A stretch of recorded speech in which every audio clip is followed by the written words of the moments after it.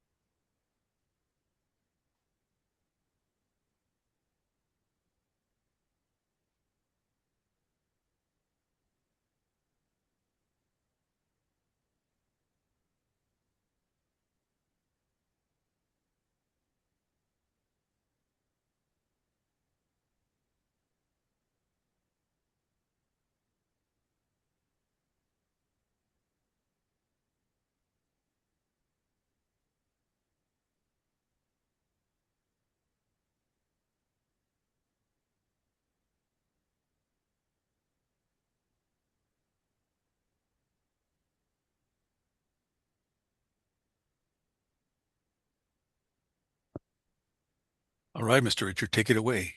Thank you, Rudy. Well, good afternoon, everyone, and bienvenidos, as they say in Mexico. Welcome. We appreciate you all joining us today, and we are very excited to have you join us for this webinar on doing business in Mexico.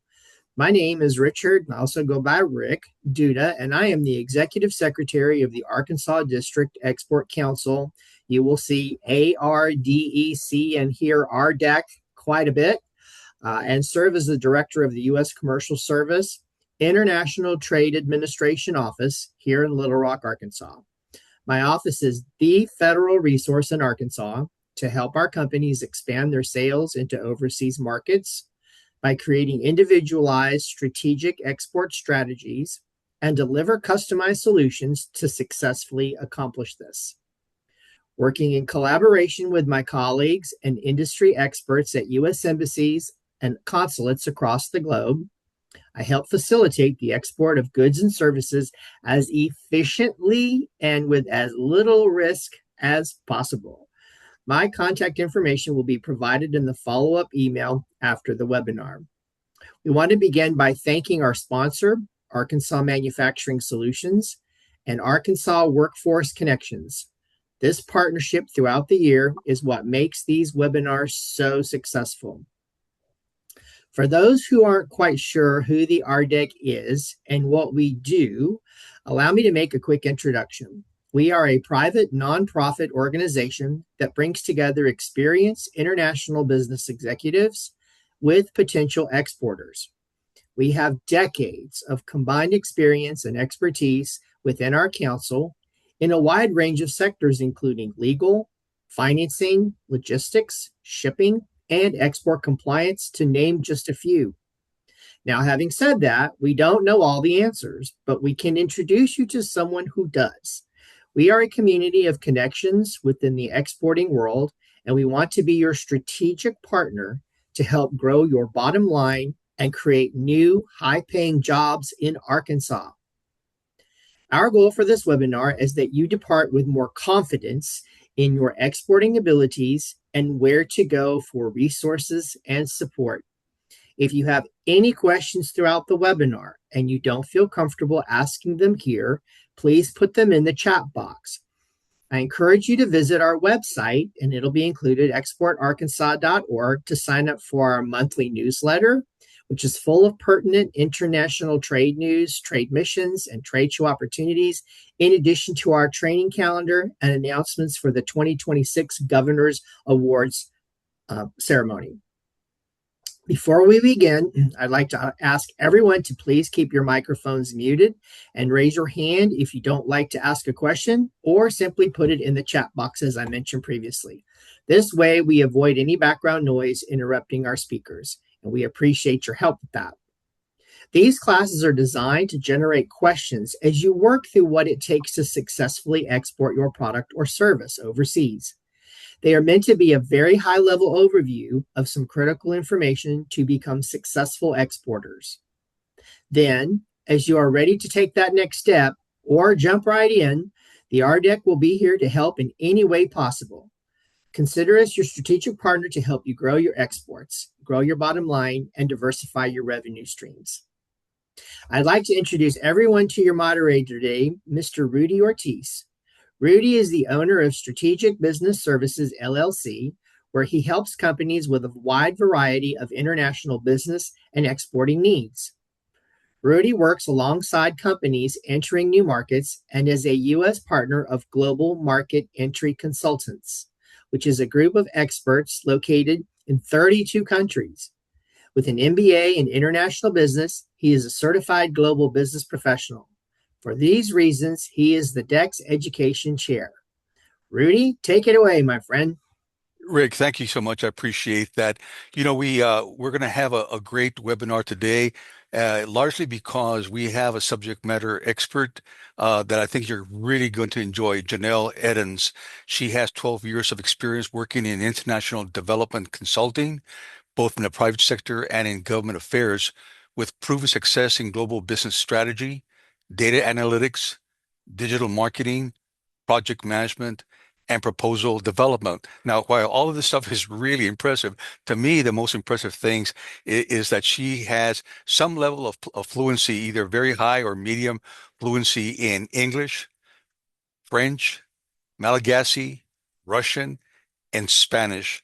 And for that reason, and the fact that she's a very bright young lady, she's going to be talking to us about doing business in Mexico, and I think that you're going to find it very informative. So, Ms. Janelle, with that, take it away. Thank you, Rudy, for that kind introduction. I really appreciate it. And thank you, Heidi, and my colleague, Richard, for inviting me today to join you all and to share some quick tips as well as just the landscape of doing business here in Mexico. I will share my screen if you give me 1 second.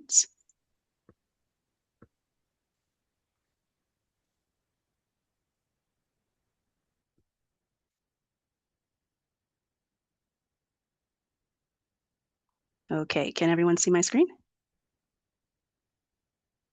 Yep. Great, thank you. All right. So hello, everyone. Janelle Edens, commercial officer at our commercial service office based in Mexico City.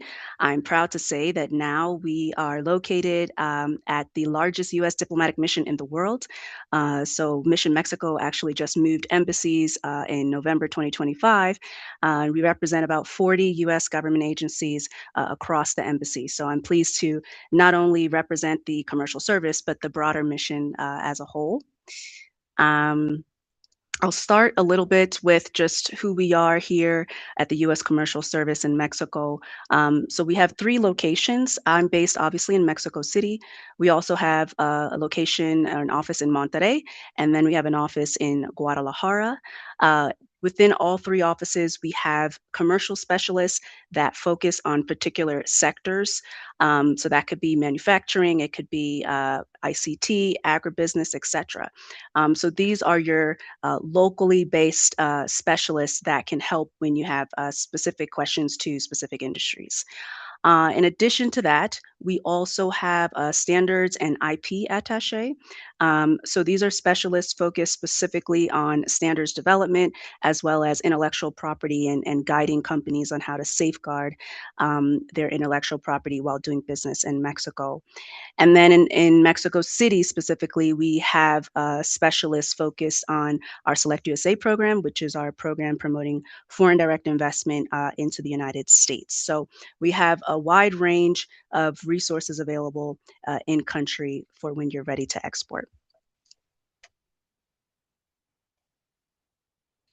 So When I do these presentations, I always like to start with a question, which is why export to Mexico?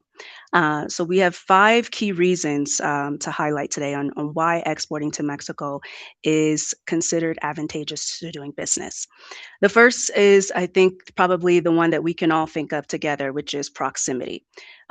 So, apart from Mexico being the 10th most populous country, being the 13th largest economy in the world, we are also bound by geography. It's important to highlight that Mexico and United States share nearly 2,000-mile border, and that is accompanied by 25 land ports of entry, as well as several international airports with direct flights. So all of this contributes, obviously, to Mexico being one of our favorite trading partners, and contributing to our growth in billions of goods crossing the border every year. This proximity also makes it much easier, convenient, and cheaper to do business, given we are close, but the price of logistics and other transportation services are quite lower compared to other markets. And in addition to that, that proximity also drives a high degree of familiarity with U.S. brands. And so it makes it easier to do business, given many in the market are familiar with U.S. firms. Number 2, the other key advantage to doing business in Mexico is Mexico's economy. So Mexico is a growing large economy and has consistently grown over the years, on average around 2% for GDP. Not aggressive growth, but it is consistently growing in the right direction. And there's a strong correlation between the United States and Mexico's economies. We are highly intercorrelated and highly integrated. And you'll see that a little bit later when I talk about the automotive sector. But also consumer spending. That continues to grow as well at a steady pace. And so this demand, this is increasing demand actually for much of our imports in country. The other third advantage is a very developed distribution network in Mexico. So when we think of the Mexican market, it's important to view the market as distinct submarkets or view them in geographic clusters. So there are 3 main economic regions in Mexico. The first being where I'm currently located in Mexico City. That's the central area. That is essentially your political base. So that's where you have almost your DC equivalent or Washington, DC equivalent. It's your hub for administrative services, your head offices for many of the top US companies. And it's also the region where the political decisions are being made. When I first arrived here, one of the kind of talking points that people would share with me is that this is basically 3 Mexicos. So this is Mexico City in the state of Mexico in the country of Mexico. So you could think of basically 3 Mexicos. The other fun fact about Mexico City is that it's very cosmopolitan. Very diverse, very international. This is your hub for sports tourism events, art activities. It's also a growing tourist attraction. A lot of top restaurants and bars are located here. So definitely a place you want to know about and also visit if you haven't. The second main economic hub is Monterrey. So that's going to be in the northern part in that orange section. That's home to most of the advanced technological clusters, has strong economic ties with the US, obviously given the closest proximity. And that's also your hub for the semiconductors, electric components, steel and metal manufacturing, as well as where many of your big companies, Toyota, Kenworth, Honeywell, Walmart, Schneider Electric, that's where they're located primarily. And then we could go into the western part, which is Guadalajara. This is your ag heartland, your Silicon Valley, so to speak. This is another critical economic area for doing business, obviously mostly in the agricultural technological space. And then you have the South, which the South doesn't really get as much attention, but it should not be left behind. So the southern region of Mexico, which you'll find more in the green space on the map, that's more of your tourism, hospitality services region. But it's also a region for your apparel manufacturing, oil and gas extraction. It's also a priority region because it's more underserved than some of the other regions, but has been a priority for the government of Mexico for key infrastructure and national priority projects. So definitely a region to keep in mind. The fourth reason is Mexico's diverse economy. So as you can see from this very colorful image here, Mexico's economy is quite diverse. There's a blend of traditional industries as well as modern sectors that have recently begun to emerge. And so this economic diversity is a strength because obviously it allows for many options, but at the same time, it can be a challenge for Mexico to manage given the wide range of sectors. And each have their own specific needs and specific vulnerabilities. However, in the end, we see this as a positive sign for Mexico, given that it translates into demands for imports in a variety of spaces. The fifth reason why you should consider exporting to Mexico is the strong existing trade relationship, which I'll talk about a little bit in the next slide. But I think we all know here that we are very strong in our economic ties, our cultural ties, primarily due to that proximity that I mentioned. But we also have synergies in other areas, considering people-to-people connections. So one thing we always like to highlight is just the diaspora in both of our countries. So we have 61 million U.S. residents that are of Mexican origin, and then you have 1.6 U.S. citizens living here in Mexico. So definitely a strong people-to-people tie here. And then in the past, I guess pre-COVID, Mexico was the largest source of international visitors to the United States. And so we had up to 18 million tourists that visited the US pre-COVID. And then if you look at the map, or the image to the left, it's also important to highlight there are other trading partners. Even though the United States is obviously number one, Mexico is still quite open in the world in terms of doing business. There's 14 other free trade agreements covering more than 50 countries that Mexico has collaborated with. So it's important to keep that in mind. The other important factor here when looking at this image is just that a lot of the exports have also changed and become more higher value. So it's not just commodities or low cost end of the market, but you're talking about higher end advanced manufactured goods, electronics, components, etc., that is contributing to this diversity. One other thing I like to always share with colleagues and friends is when I first arrived, another kind of talking point or anecdote that I heard from industry here was that the Mexico today is very different from the Mexico 20 years ago. So it's the second largest economy in Latin America, and it's generally seen as more sophisticated than many of the regional peers. And within North America, it's considered, the middle ground in terms of market maturity. So it's not just another Latin American market. There are definitely distinct advantages compared to other regional players. And Mexico is definitely looked at as a leader in the region in terms of doing business. So our U.S.-Mexico trade relationship, I think, again, we're all aware that Mexico and the United States, they share the world's largest trading relationship. You'll see, a lot of the trade figures are changing and growing, but really the most compelling reason for trading with Mexico is that we have the largest trading relationship here. U.S. and Mexico are top trade partners. 80% of the trade originated from exports by U.S. are operating in Mexico. So you'll see this high figure, almost $1 trillion in two-way trade relationship last year. Some of the numbers are still being updated for goods and services, but overall, that gives you a picture of just how strong our trade relationship is.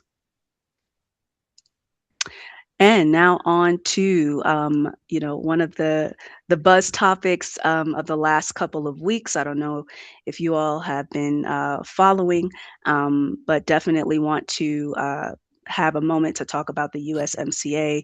You can't talk about trade with Mexico without talking about the USMCA. So this is the backbone of the trade relationship and the framework from which companies operate. Companies rely on this every day.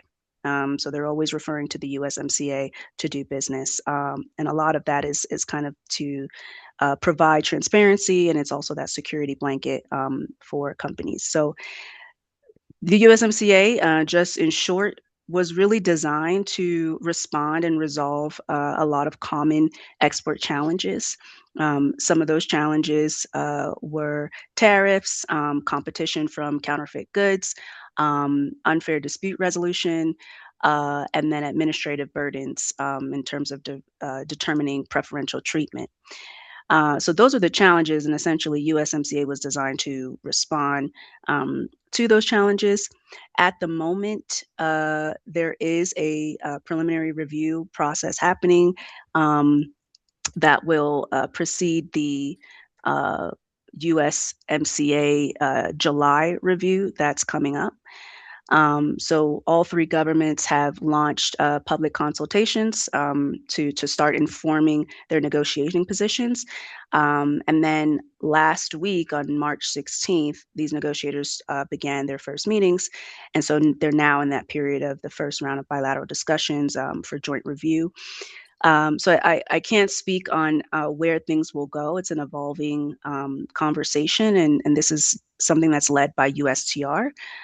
However, many want to know or try to understand where this could go. Where would the USMCA land? And so I put on this slide here just some potential scenarios, whether it be renewing, expiring, focusing on bilaterals, etc. But this is some of the conversation that's happening even on the ground here in Mexico. And so I thought I'd highlight that for you all. General, if I could Sure. break in just for a second, uh, Sure. in terms of Arkansas specifically, Arkansas is a fairly small state population-wise to about 3 million people, yet we export about $1.6 billion of goods to Mexico, and we import about 967 million from Mexico. So we Mhm. once again a very good trade partner. And despite the fact that Arkansas is a relatively small state, we're looking at big dollars. Yes, absolutely. And there's a figure, I don't have the exact statistic, but more than 20 states in the United States, Mexico is their top trading partner. Yep. So similar to Arkansas and many other states, the USMCA is huge because so much of that trade is happening on the backbone of this agreement. So yeah, very, very interesting time. So I'll go into the political environment just because I think it's very important to be aware of some of the decisions that are made at a higher level here in Mexico. So I think when we last met, or when my colleague briefed you all a few years ago, there was still some transition happening at the presidential level. But now, President Claudia Sheinbaum, she has been in position for almost 2 years. So she's in her second year of her 6-year term. And she's maintained a pretty high approval rating, near or above about 70%. So it's pretty impressive, and she's maintained that all throughout her 2 years. She is seen as continuing aspects of her predecessor, so Andres Lopez Obrador, or who we refer to as AMLO, continuing that legacy, mostly with this heavy focus on domestic policy and maintaining social welfare programs in education and health and infrastructure. So this has been something that the Sheinbaum administration has been continuing to do. In addition to that, another continuation has been these constitutional reforms that were enacted during Sheinbaum's first year in office. And many of these reforms were proposed by the prior administration. And some of them include, judicial reform, restructuring the National Defense Secretariat and moving the National Guard, changes to autonomous regulatory bodies, as well as telecommunications and broadcasting law. So a lot of changes have happened within the last year, and it's very important to know that and to look into that as you consider doing business here. Overall, what we've seen is a very pragmatic leader, definitely taking a tougher stance on organized crime. Um, but at the same time, also encouraging private sector involvement in major sectors and having this open dialogue with industry, which is different from the prior administration. However, given many of the reforms and other efforts that were done recently were essentially a continuation from her predecessor, it's unlikely that she'll reverse this position. So it's important to keep that in mind from a business climate perspective. We're seeing a lot of changes in the regulatory environment and reoccurring commercial barriers and challenges in terms of trade facilitation and customs. So uh, it's definitely something you want to monitor as you're doing business here. Security environment, obviously a very important topic when we talk about our relationship with Mexico and in doing business here. You have to consider security as well. So the public security strategy under the Sheinbaum administration is focused mostly on responding to root causes, so crime, violence, and dealing with high crime states. A lot of that has been done through or at the federal level, primarily militarization has been the main response. But the improvements have been measured. It's not entirely resolved, even though that is the approach that this current administration is taken. Criminal groups definitely are playing a role. And when we're talking about extortion and fuel theft, human smuggling, so these are some of the areas where we're seeing some of this criminal activity, but it has been a priority and a key focus, and definitely a shared issue that Mexico and the United States are seeking to address. Combating illicit finance and trade fraud is also a shared challenge that both countries are addressing throughout their security cooperation. And given 2026 FIFA World Cup is coming up. It's been a critical period in terms of addressing some of these issues, given this upcoming event that's happening. I wanted to take a brief moment just to talk about Plan Mexico, particularly for those who may have interest in obviously understanding Mexico's industrial policy, but also if you're interested in doing business with the government, it's important to understand some of these priorities that the Sheinbaum administration has. So in January 2025, the Sheinbaum administration launched Plan Mexico. So it's an industrial policy. It's aimed at attracting over 200 billion in domestic and foreign direct investment. The main goal is to strengthen national industry, but it's also to reindustrialize sectors that have lost competitiveness. So some of these target sectors have been autos and aerospace, semiconductors, pharmaceuticals, energy. And then in addition, building on that domestic piece. So Hecho en Mexico, which is a huge part of this plan, is really focused on boosting Mexico's domestic production and local content and generating jobs. So this has been kind of the main pillar from which the Sheinbaum administration has been operating in terms of modernizing some of these critical sectors of the economy. It's important to remember, however, that this is mostly, for your government-sponsored projects or tenders. But Mexico's public spending has been quite low compared to the average for your regional players. So it's about 20% 25% of the GDP, or somewhere between 20 and 25% of the GDP. So the private sector is still the main driver for Mexico's economy. Most of the opportunities are going to come from the private sector rather than government spending or these huge government projects. So if I could briefly sum up before I get into some of the sector opportunities, just want to highlight, SWOT analysis on where we are with U.S.-Mexico trade relationships. So obviously, there are some strengths, emerging opportunities for U.S. firms, obviously geographic proximity, our deeply integrated supply chain, USMCA, definitely still an important part of doing business and reducing some of the risks to doing business. And also just to diversify trade in our complementary economies. All of this contributes to why doing business here is definitely advantageous for you. At the same time, there are known challenges, known weaknesses, and it's important to keep that in mind as you're doing business. Infrastructure challenges has been top of the list for many sectors.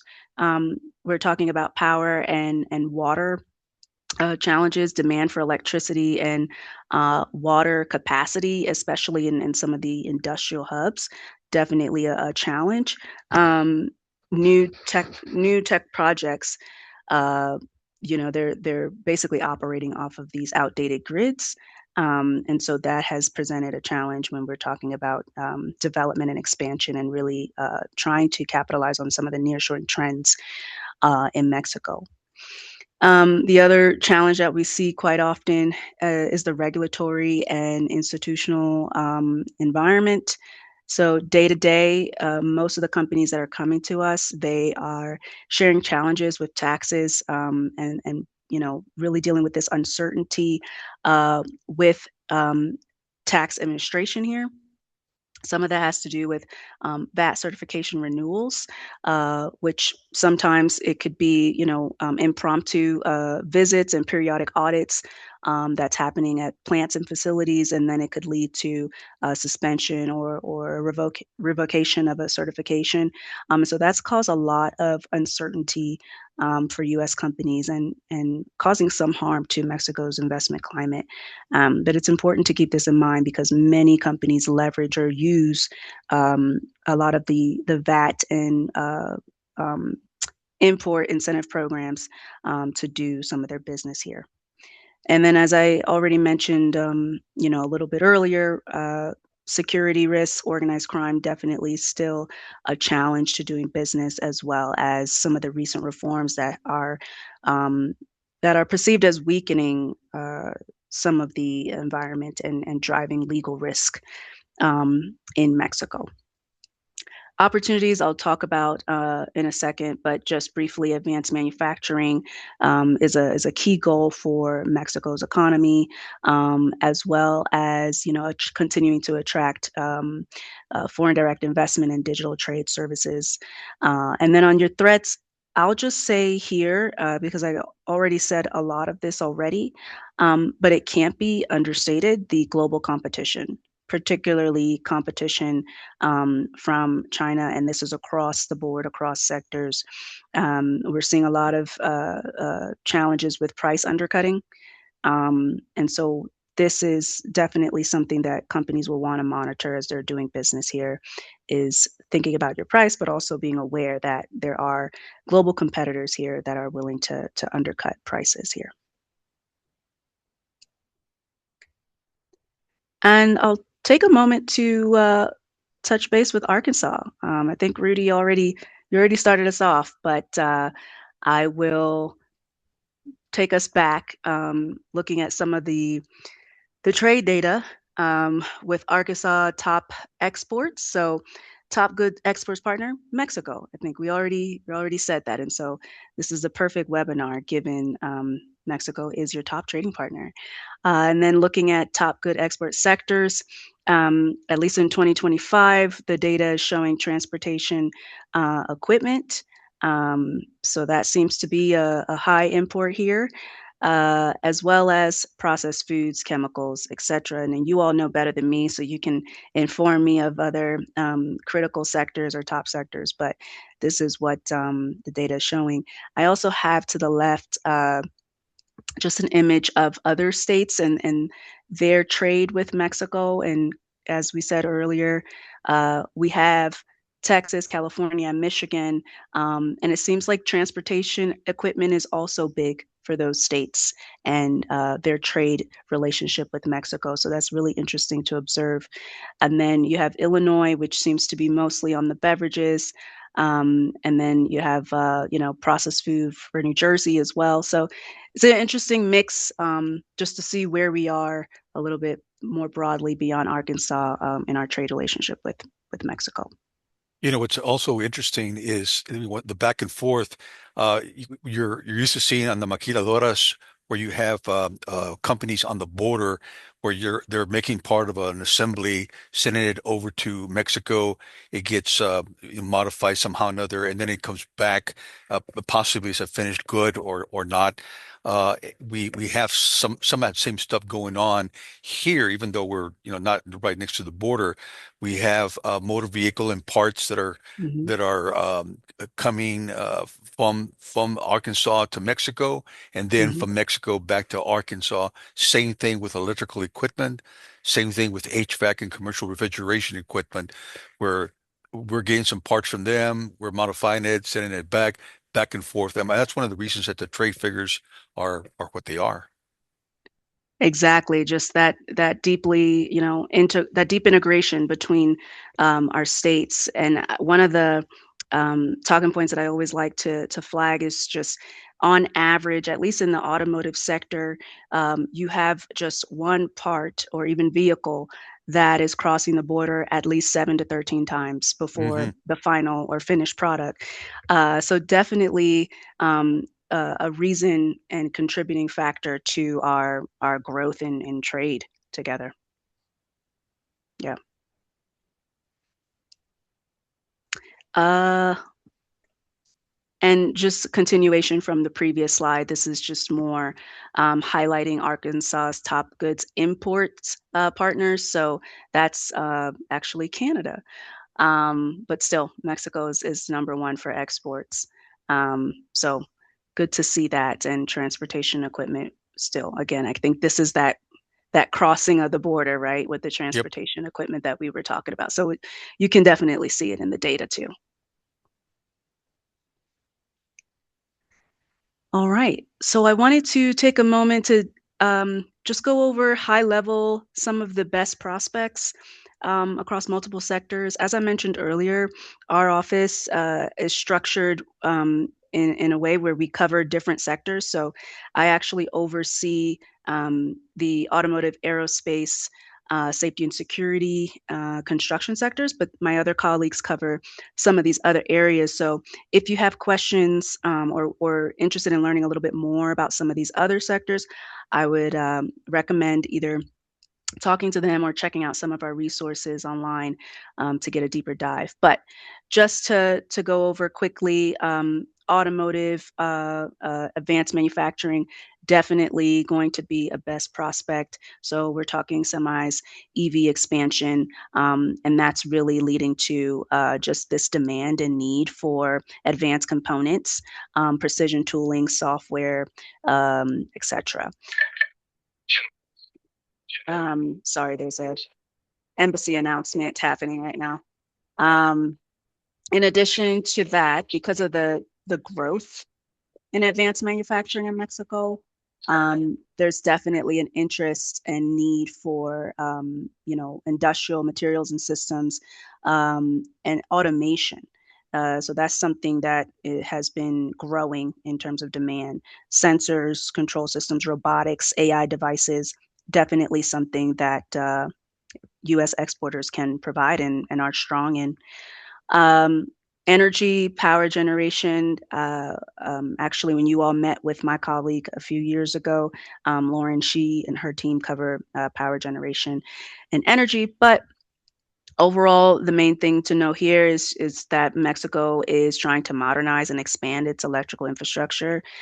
So that includes generation and transmission, but it's also strengthening the national electric system, and also upgrading 100 grid projects throughout the country. So definitely an area of opportunity. And then I just kind of lumped everything together: transportation, aerospace, medical devices. Um, Definitely area of opportunity, particularly when we talk about transportation. Because so much of the Mexican exports are targeting the U.S., there's a strong demand for logistics, warehousing, customs compliance solutions that's been growing over the past year or two. So anything in that space, definitely area of opportunity. Ports, the government of Mexico actually has identified 12 priority ports that it is seeking to modernize or expand. So port development is definitely a priority, as well as rail modernization, but that's more so on the passenger side, or rail passenger opportunities. And then in your aerospace sector, again, civilian aerospace more so, but definitely a growing opportunity and a lot of convergence between automotive and aerospace that we're seeing as a trend here locally in Mexico. And then medical devices, that's covered by my colleagues on another team, but diagnostics, biotech, those are definitely going to be critical areas and areas of opportunity for exporters. One thing that is really surprising and just makes you aware of just how big and how important Yeah. trade with Mexico is. About 39,000 jobs in Arkansas are somehow or another linked to trade with Mexico specifically. Mm, 39,000. In the huge. population of 3 million, for that many jobs to be dependent on the trade with Mexico, that's pretty impressive. It is impressive. It really is. And that number could grow as we see many of the priorities in Mexico, expanding when we're talking about advanced manufacturing or aerospace or even transportation, right? So it'll be interesting to see how that evolves over the next couple of years. And you were mentioning a little bit earlier that the Mexico of 20 years ago is not the Mexico of today. One Hmm. only needs to go down to, let's say, Monterrey, and certainly Guadalajara to see the modernization that has occurred in Mexico in Hmm. terms of technology. It is very impressive. Very impressive. And also just to see the breadth again of the diversity in terms of international players here. Yep. So obviously US leads, but you're seeing all companies from all fronts from around the world here doing business. And so that's been interesting to observe. And it makes it a little bit more challenging, I guess, to do business, or I guess creative solutions we need to develop, right, as we're working here. For sure. And then I have just kind of a closeout slide on just quick tips to doing business. I believe many of you all already know much of this, but I always like to highlight it just in case. So Spanish, definitely the language of choice here. You can find some who speak English maybe at higher levels within the government that have maybe studied in the United States, but it is unlikely. Most people do speak Spanish. And it's also nice just to say a couple words, hola, ¿cómo estás? As you're grabbing your coffee, or even when you're in your business meetings and just doing a Spanish greeting. That'll serve you pretty well. The other key to success, having a local representative. This is extremely important, especially when we're talking about selling to the government. In some cases, it's actually required, depending on the tender and opportunity and agency. But it's also important when we're talking about some of these remote locations in Mexico. You'll need a sales representative or an agent who understands the landscape and who knows how to get around and what's going on in these different regions and smaller cities in Mexico. So keep Yeah. that in mind. Yeah, I think it's important to understand that in different countries, the way business is conducted and the channels of distribution are just different than the United States. I think here Mhm. in the US, sometimes we have the fallacy that everything is done in the rest of the world the way it's done in the United States, and that's just not true. That's So not true. depending on what it is that you're selling, the channels of distribution could be significantly different than they are Mhm. in the US. And so having boots on the ground with the local representatives is really the key to success. Absolutely, absolutely. Completely agree with you there. And that ties into the next point in terms of doing business here. Another kind of distinguishing factor with the US and Mexico is these in person engagements. So many of us are using email and we can make a sale over email.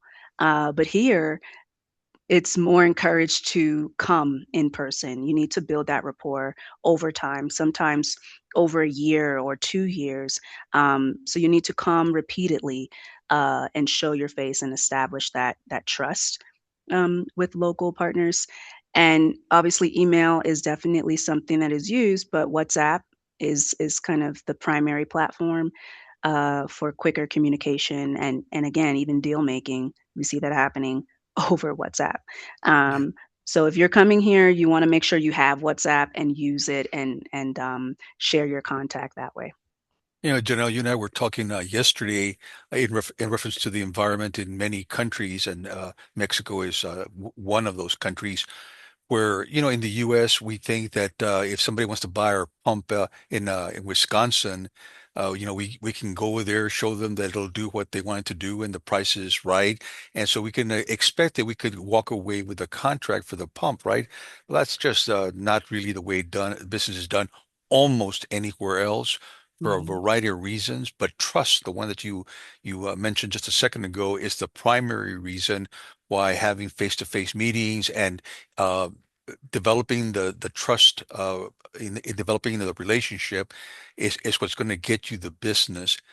Don't go over there thinking that you're going to fly into Monterrey and that you're going to come back with a contract. That is highly unlikely. Highly unlikely. It doesn't work that way. It's not that easy. And there's also this kind of cultural tendency to obviously be in agreement in person and smile and agree and say yes. But that doesn't mean it's going to happen when you leave. And I think it's important to be mindful that there are times where, you'll meet partners that are very friendly and they'll say yes to you in your face, but that doesn't mean it's going to lead to an opportunity later. So you have to continue to come and build that trust. Definitely. And then the other critical part to doing business is the price. Obviously, as I mentioned earlier in some of the other slides, Mexico is definitely advancing economically, steady growth, high consumer spending. However, it is still very much a price sensitive market.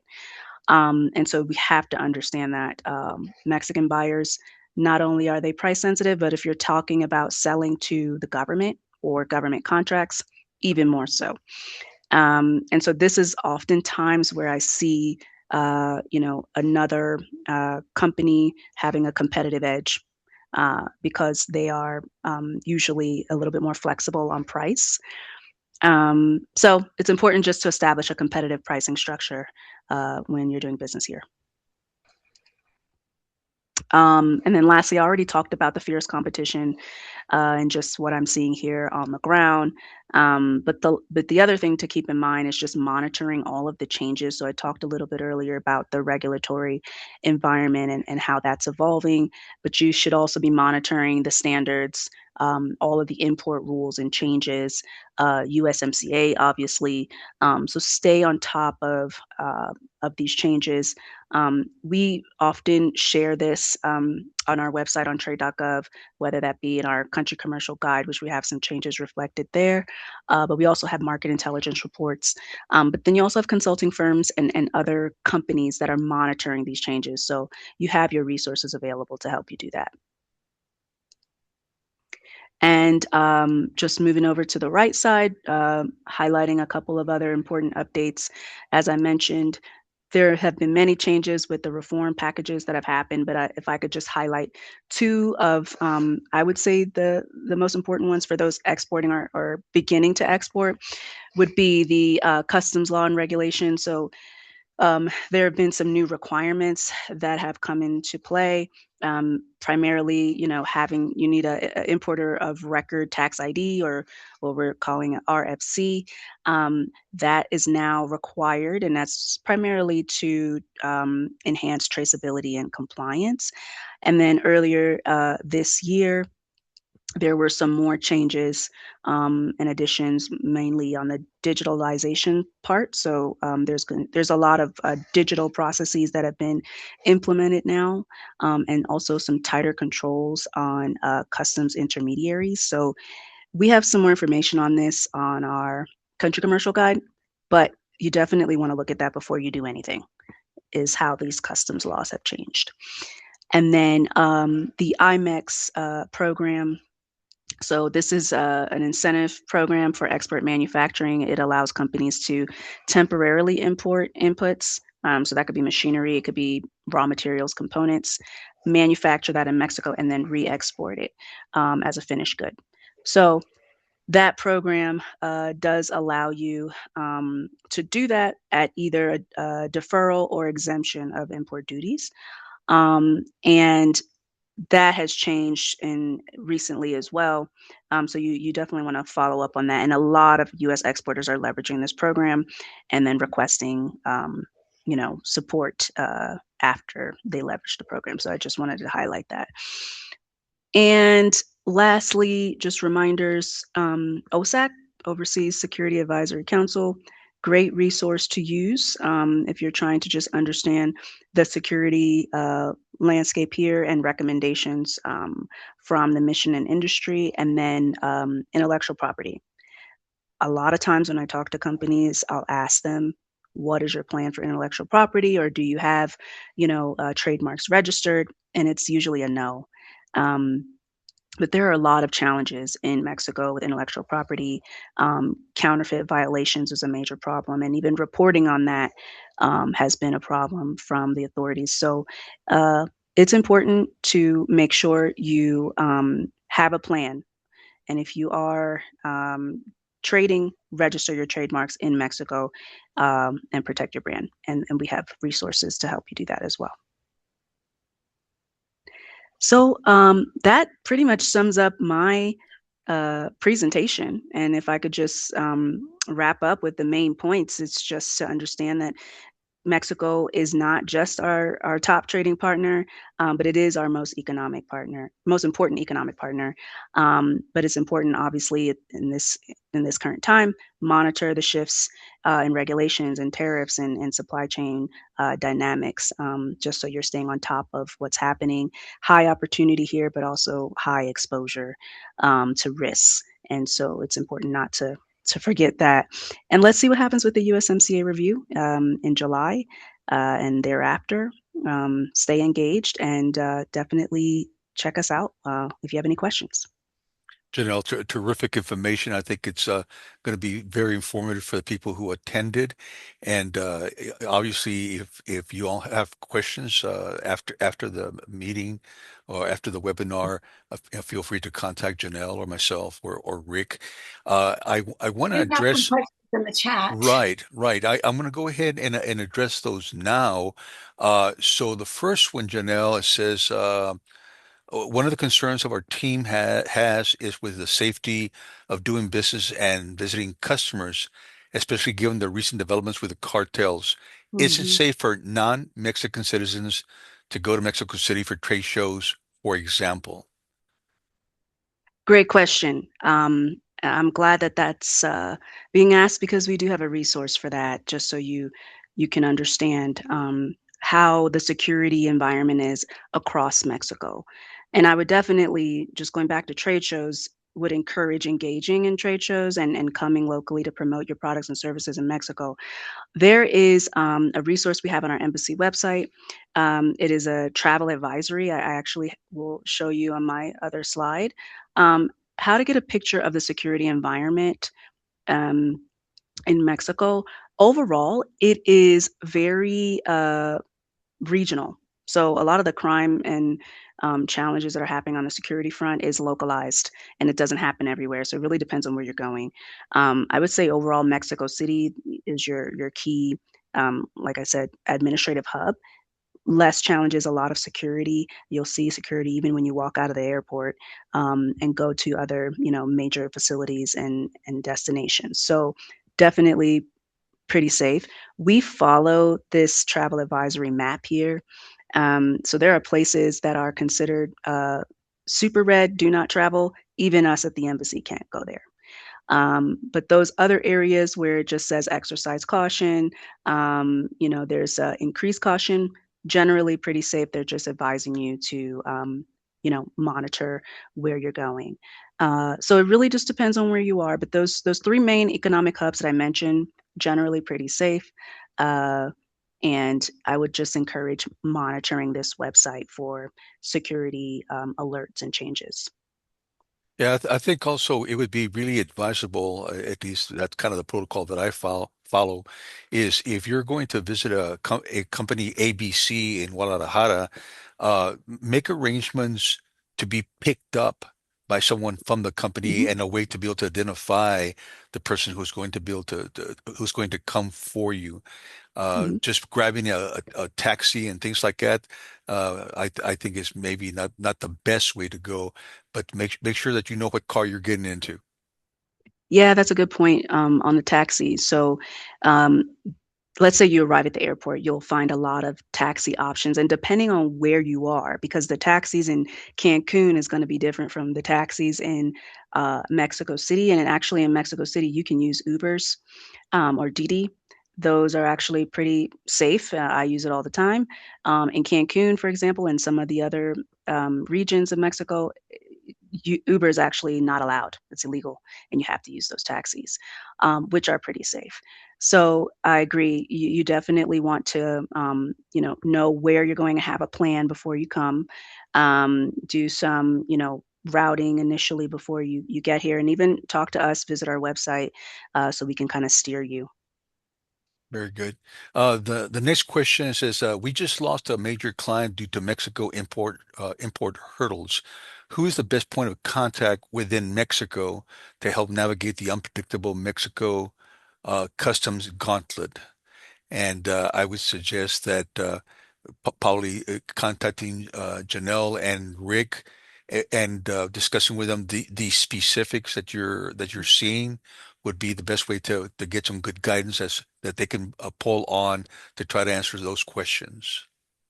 Absolutely. If we could just start, you can reach out to me, but we usually start with the sector. It really varies depending on the industry that you're working in. And then we do have a trade facilitation and customs specialist that can give more granular level detail or guidance on the import turtles. So happy to connect you after.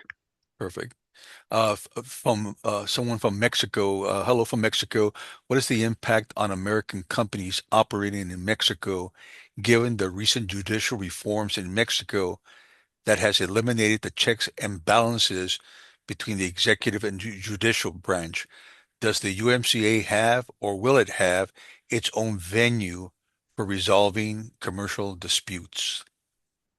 So I can't speak to the details of the USMCA, but if you go online, you can definitely look at the chapter on resolution disputes. There is a chapter specifically on how to resolve disputes and issues. And I'm not really sure the uh, what the upcoming changes will be as it pertains to the judicial reforms and what's happened, but definitely something to monitor and maybe compare with what we currently have and perhaps predict what could change. I really don't know because that's USTR's lane. Yeah, that's what I was going to ask you. That sounds like it's under USTR. It is. Very good. All right. Let me see. Let me go to the next one. Um, just a single person. Um, From Sandy. this what's that again? one from Sandy Vazine about the Oh, bank. yeah. Well, see, I see one that says you have to adjust the audience if you're addressing. Oh, no, no. The one below that. Okay. Let's see. We're seeing more letters of credit come from Mexico, especially for dollar amounts greater than 100,000 Hmm. since last year. Traditionally, the U.S. has been open account with Mexico. I don't know about that. What are you seeing, and what do you think that can be attributed to? Increase in FDI, supply chain diversification? What?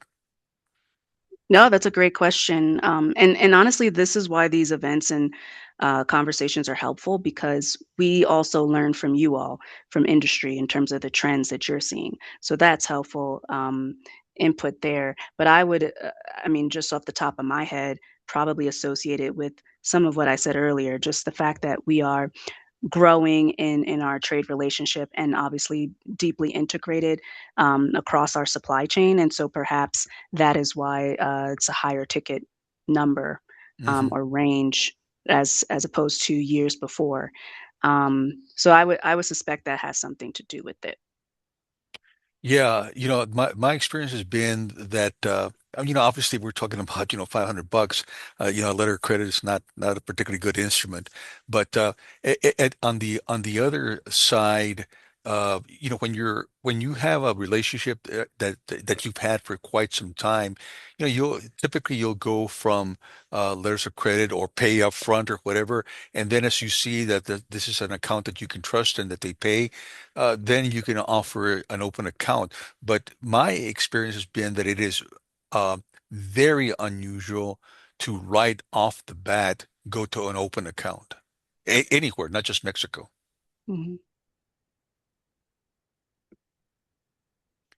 Let me see here. Next one here. Looks like somebody provided a link.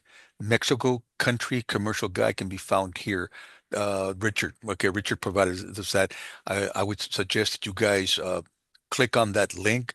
Fantastic resource. Yes, will the presentation and recording be made available for review later? And the answer is yes.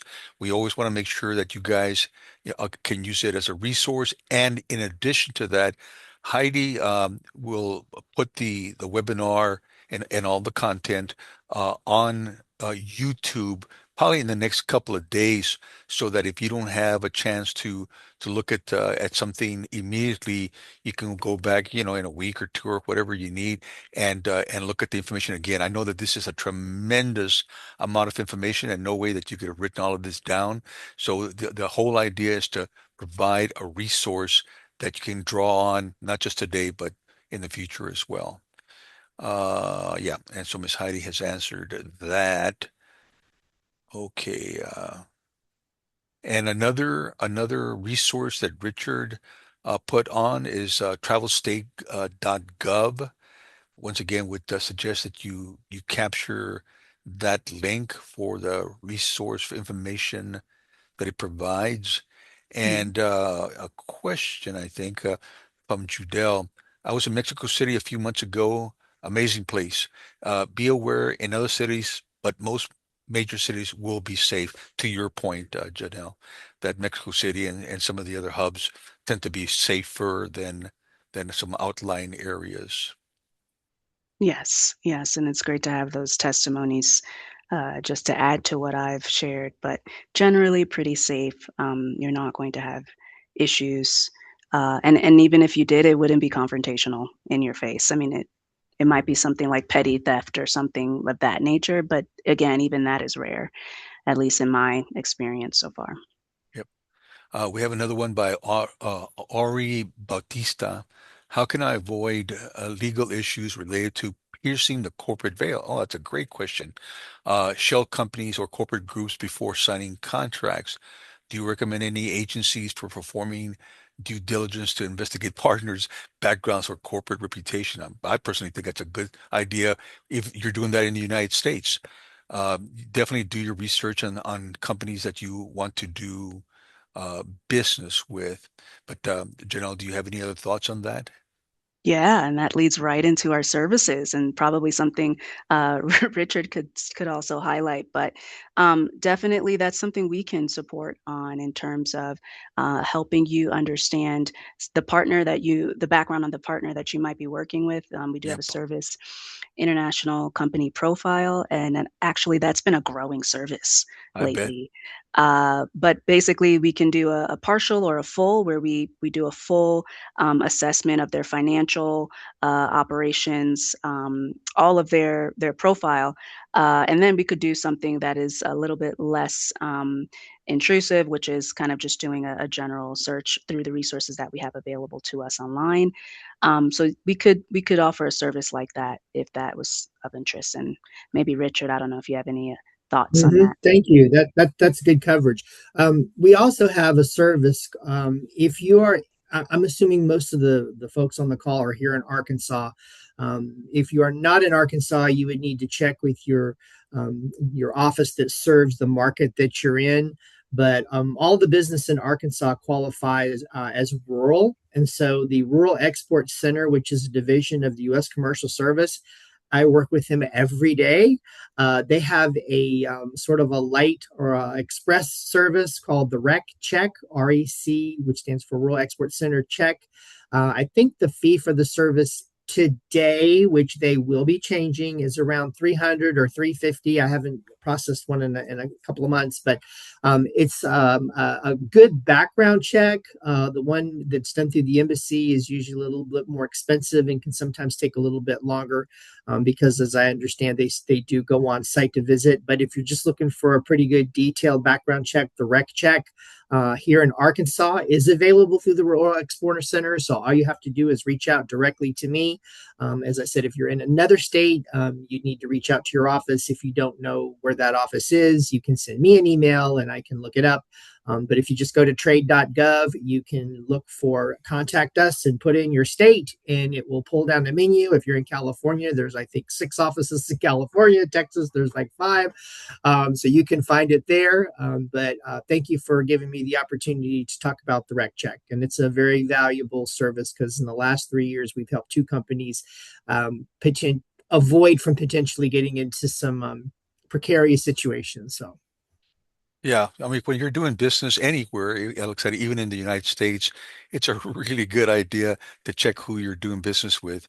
Yes, especially as the dollar potential becomes larger and larger, or has a potential for being larger.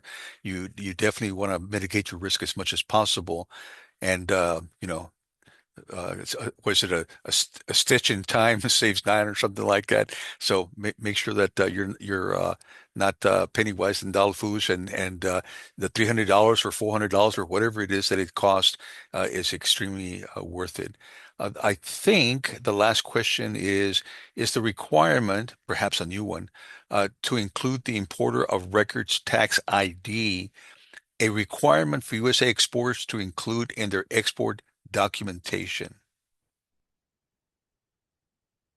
Yes, so that's something that would be required in your export documentation. And again, I believe this is more through the digital process, this new digital platform that they've rolled out. We Hmm. have an article that's written on this process that I could put in the chat, so you can read on how this actually works. But yeah, that would be needed in the documentation. Okay. Can you please share Janelle's email address? And we're going to do that at the very end. Heidi's going to put up a couple of slides and her contact information, and as well as Rick's and myself is going to be on there. And I think we are actually past the hour. Our apologies for that, but I think this has been very worthwhile. Miss Heidi, why don't you go ahead and do your thing?